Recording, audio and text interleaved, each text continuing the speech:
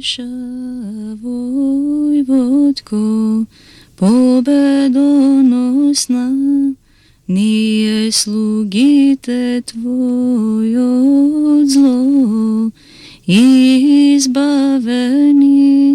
песни похвални Ти воспеваме, Богородице,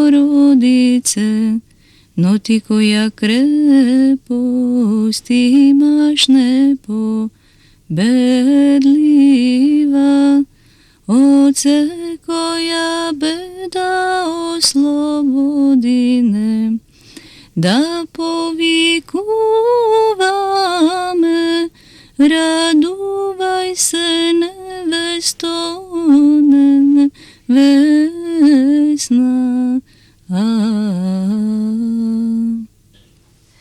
Монашкиот постриг е таинствен чин со облекување на стариот човек и облекување во монашки ангелски образ.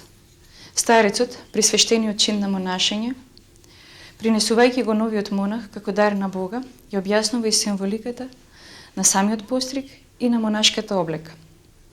Постригнувањето на косата во вид на крст го символизира одрекувањето од светот, од се што е во светот, од собствената волја и од сите телесни желби. Кошула, власеница, риза на доброволна сиромаштија, нестекнување имот и трпење на сите беди и страданија. Подрасник, хитон, риза на радоста и на послушанието, која не избавува од маките на овој свет и не воведува во нетлен, нераспадлив живот.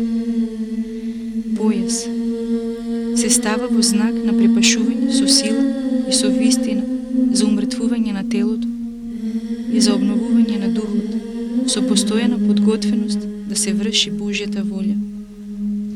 Расо, горна мантија, го означува Божјиот покров и закрил над подвижниците кои доброволно се откажуваат од својата гревовна волја и од делата на стариот човек. Апостолник кај монахињите, а камилавка кај монасите. Знак на скротување и умртвување на телесните желби. Камилавката се изработувала од камилско влакно. Пана, ангелски крилја, ја покрива камилавката и се спушта врз плегите, врз грбот. Се нарекува шлем на непосрамна надеж и спасение и покривало на смирение и постојана послушност. Ава Дороте ја нарекува детска незлобливост во Христа. Сандали се обуваат во знак на подготвеност за благовестење мир и послушност спрема секакво добро дело.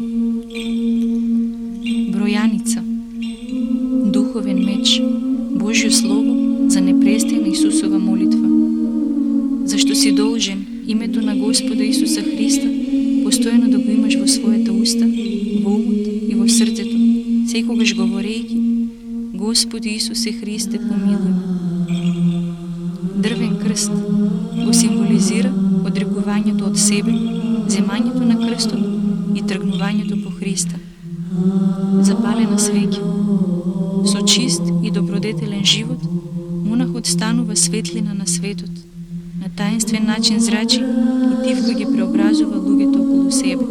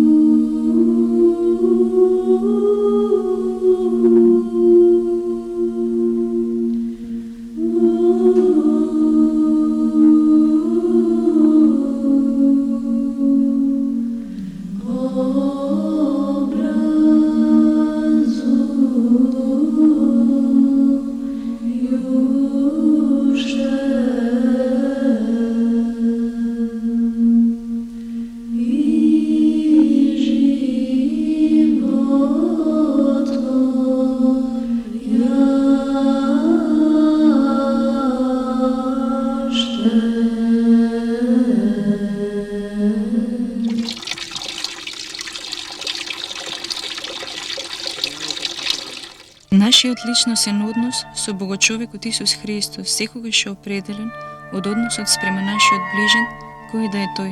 Страдаме во овој свет, бидејќи, творејќи го своето самолюбие, се повредуваме меѓусебно. Ние што сме Христови немаме никакво оправдување ако со сето свое битие не се потрудиме да љубиме, иако многу често треба да вложиме огромен напор. Мистичните размери на крстот Христов се состојат токму во тоа да претрпиме страданија од оние за кои што се молиме, за кои што постоиме, за кои што се жртвуваме.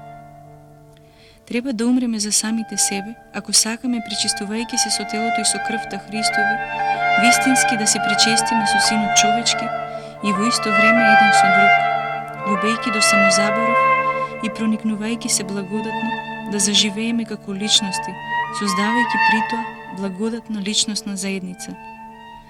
Стремејќи се кон воскресението, друга можност немаме.